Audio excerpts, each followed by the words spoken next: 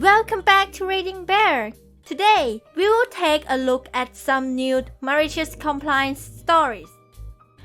And if you enjoyed my content, please don't forget to subscribe to my channel and post some bear emojis in the comments.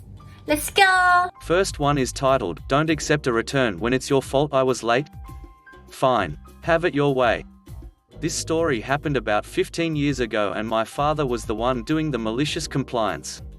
When I was really young, I remember going to a certain store in the UK every year around the same time with my father. We would take our stereo with us. Initially I wasn't aware of what was happening, but as a little kid I just accompanied my dad wherever he went, usually because he bought me something when I did. I asked my dad why we kept doing this, and he told me that when he first purchased the stereo it worked for about a year, and when he tried to get a replacement since it was still within warranty, the place closed for repairs. Assuming that they would still honor it, my dad waited for the shop to reopen, which was only a few days. When he asked for a replacement for the broken stereo, they didn't grant him it due to it being out of date. Even after explaining he couldn't return it due to the shop closure. The woman told him that he should have brought it in within the year's warranty, and that it's not her fault that it broke down towards the end of the warranty and they weren't there to replace it. On that day, as annoyed as he was, he purchased another one of these stereos and went on his merry way. Not wanting a repeat breakdown once again, at around 11 months into the warranty, he went to the store and told them he needed a replacement since it was broken. They replaced it and issued another stereo, with the current date. Can you see where this is going? This became a yearly visit from this point, replacing a non-broken stereo for a brand new one for about 10 years.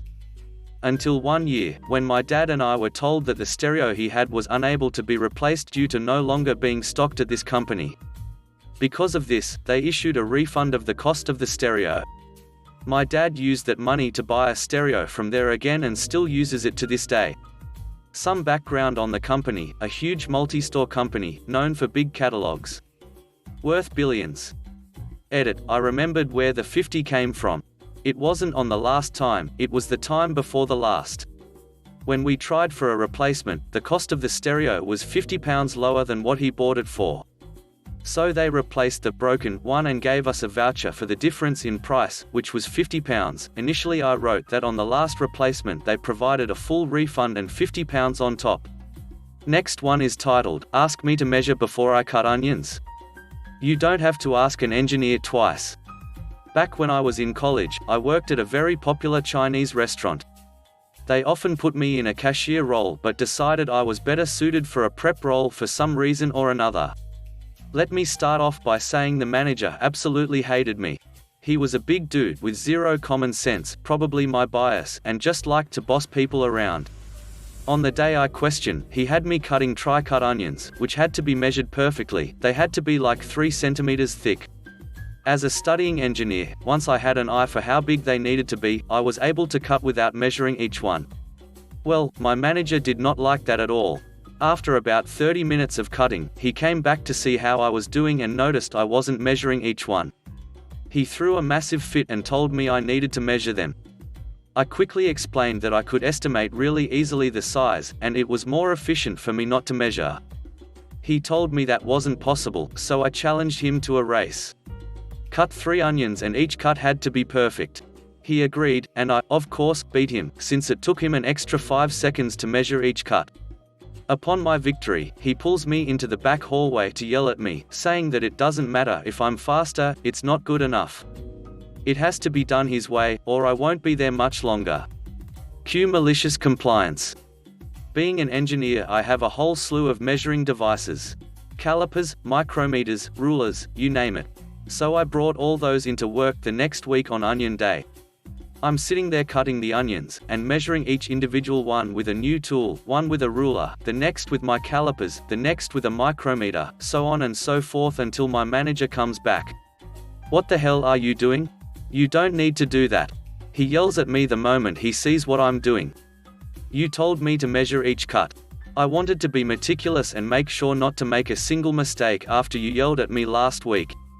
In a huff, he walks away to catch his breath and calls me into the hall later on. "Look, I don't care how you cut them anymore.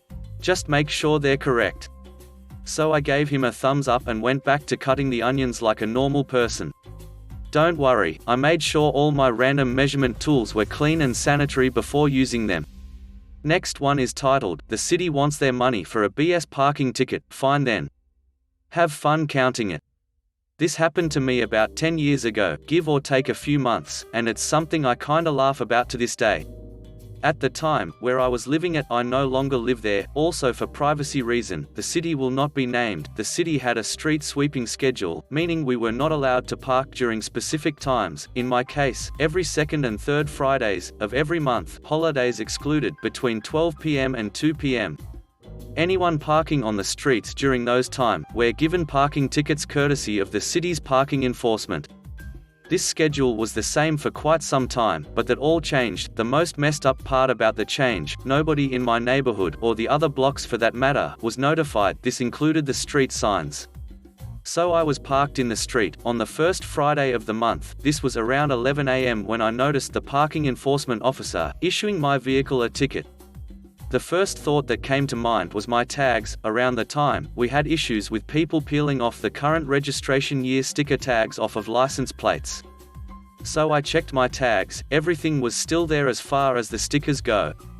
At that time, the parking enforcement officer was ticketing the vehicle in front of mine, and I asked what the hell. The parking enforcement officer copped an attitude with me, saying I was illegally parked because of street sweeping. I told them that was BS, the city swept last week, and they are full of it. The parking enforcement officer then pointed to the new street sign, which was changed overnight. The new schedule was every Friday, between 11 a.m. and 2 p.m. Yes, holidays still excluded. I told them that the sign didn't say that the night before, and that we were not properly notified about the changes. The parking enforcement officer said that it wasn't their problem, that I had to pay the $25 parking ticket, or get put on the boot list. At that point I was upset. Then I got a wicked idea, I'll pay them their money all right. They will get it Monday. Malicious compliance time. Between Friday and Sunday, I had gone to the bank, and pulled out $25 worth of pennies. That would be 50 rolls of pennies, or 2,500 pennies for the non-math folks. During that time, I had opened and dumped all of the pennies into a pillowcase, and boy was that heavy. Monday came, I go to City Hall, where we pay for parking tickets, and showed the clerk my ticket. They asked how I wanted to pay, I said cash, and then proceeded to dump all of the pennies on the counter. The clerk copped an attitude, saying that they were not going to take it or count it. I simply reminded them that it was US currency, and by refusing to accept it, I would be filing a formal complaint. I also told them counting it shouldn't be an issue, the place was practically a ghost town. At that point, 3 other clerks volunteered to count it all, complaining about being bored for the last hour and a half because of little to no work that was needed, while the original clerk I went to walked away, saying something about going to lunch. After it was all said and done, the ticket was paid, I got my receipt, and was thanked for giving them something to do instead of them going nuts from boredom. Next one is titled, "Fresh Donuts You Say? Oh, I'll get them to you real fresh." When I was 15, I got my first paid job working for the fair. It was a pretty big fair that traveled across Canada and along the east coast of the US, ending in Florida for Christmas. If you've ever been to the PNE, Pacific National Exhibition, CNE, Canadian National Exhibition, Red River X, Calgary Stampede and whatever they call it in Edmonton and Regina, that's the one. I loved this summer job because it was short, only a week, as I did not travel, and gave me enough cash to get through the summer. I worked for the privately owned donut vendor, which tasted better and paid better than the show donut vendors. Fast forward 4 years when I decided to travel with the show. I was 19 and it was easier to travel at this point because I could sign my own forms, and being 19 I needed more money for school and the like. We start in my home city and make our way across the country, visiting city after city. We were in Edmonton when our story really begins. Now the travel crew is pretty small and we hire our bagging cashier locally. I, along with senior crew members, are in charge of training the baggers, re-oiling the machines, switching out the dough canisters and making sure they are running and putting out donuts in a consistent manner. As I am checking dough levels and teaching a bagger how to efficiently fill bags for the evening rush, I hear a commotion behind me. Cue entitled woman. Karen, no. I want fresh ones. Bagger, ma'am, these are fresh, I just made them. Karen, no, I want them to be fresh. Make me new ones, I didn't see you make those, they could be old. It was 9 in the morning. At this point in the day, most donuts are made to order, so those donuts wouldn't have been older than 5 minutes. The bagger calls me to turn on his machine to start the donuts. These machines are so temperamental and really old because the owner built them himself many moons ago. But I love them because they make perfect donuts that travel in a circular conveyor belt in 400-degree oil. They're a lot of fun to watch. I start the machine and scoop out the first few rejects and make 15 donuts. The donuts fall off the belt into the glass case and the bagger slots them into the sugar and into a bag. He hands them to her and she dramatically sighs, Karen, no. I want the fresh ones and those have touched the old ones. How do I know you didn't mix them up? I don't believe they're fresh. I want fresh donuts.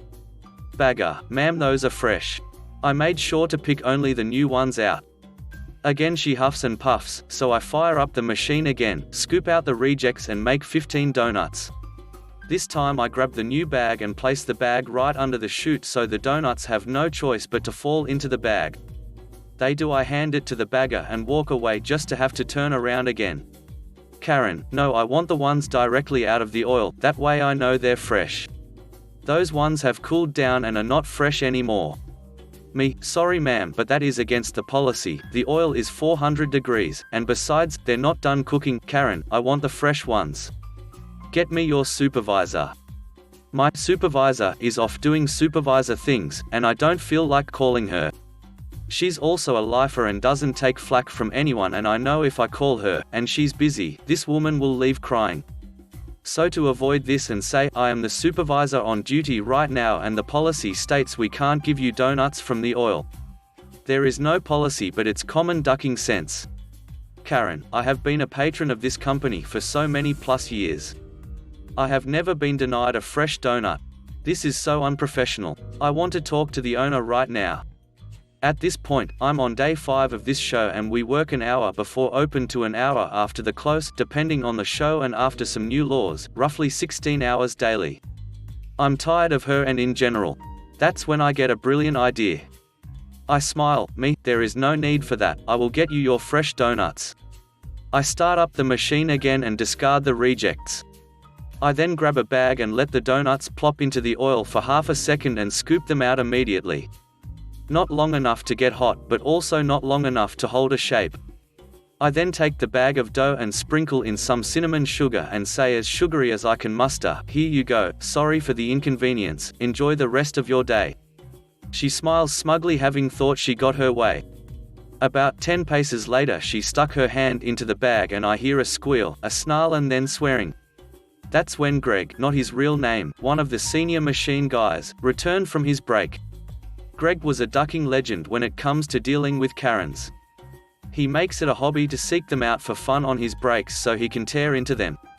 He once told a heavy customer in a scooter he would not sell her 50 bags of donuts because he didn't want to be responsible for her coronary and could not have that on his heart, and that she should take her business to the other donut stall. He can be quite savage. I don't condone his behavior and sometimes he scares me, but this is also why I like working under him, because it means Karens never get away with their crap. The women came storming back and demanded a refund and demanded I be fired. He asked why and she screamed, that witch sold me a bag of dough. Greg asked me if that was true. I smiled sheepishly and said yes, and explained she did not want the fresh donuts off the belt, she wanted the fresh donuts from the oil and would not leave till I gave them to her. Greg turned to her and said, sorry for that, but we don't issue refunds to dumbasses, so take your fresh donuts and leave before I start pelting you with these donuts. You have 5 seconds. 5, 4, 3. She tried to huff and puff, at which point he took the bag of donuts she did not want and began pelting her with them. After she left he told me he was proud of me and would let the boss know. I got an extra $100 in my per diem for that week. Last one is titled, Harvard is your one and only choice. Okay, here's everything you need to know. This happened in Latin America, where schools don't give useful tools to pick a career, and most students just pick a major they have some affinity with and hope for the best. The most expensive colleges cost around $3,000 to $8,000 the semester, so the US costs and the concept of student loans don't exist here. I'm a psychologist and freelance as a vocational guide for students about to go to college. As far as I know, I am the only person in the whole city that provides this service. Some schools offer seminars to get into college, but nobody helps to know where and what to study, and, if I may be so bold, I'm good at it. I'm concise and thorough. I interview parents, analyze all the students' grades since grade school, calculate the family's college budget, apply 3 different personality and aptitude tests, explore life plan beyond college, ambitions outside of work, possible workplaces in the country and outside of it, salary ranges, best colleges depending on the major, scholarships, you name it. It's a personalized job. It takes 6 sessions and the other 6 hours of research and test grading.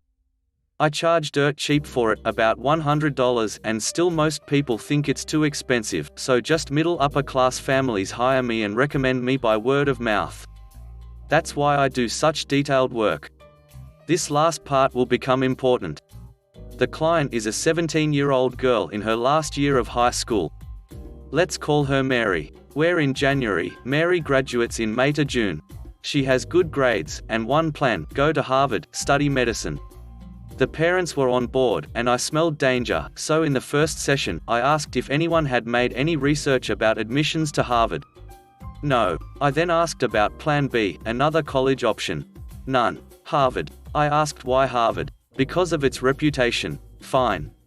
My method works this way: first discover what the family expects from and can offer to Mary, then discover what Mary wants, is and has, trigger a small existential crisis so she may discover her priorities and calling, and then pick a couple of possible majors that work with what she wants to do, to afterward pick the best and most affordable colleges.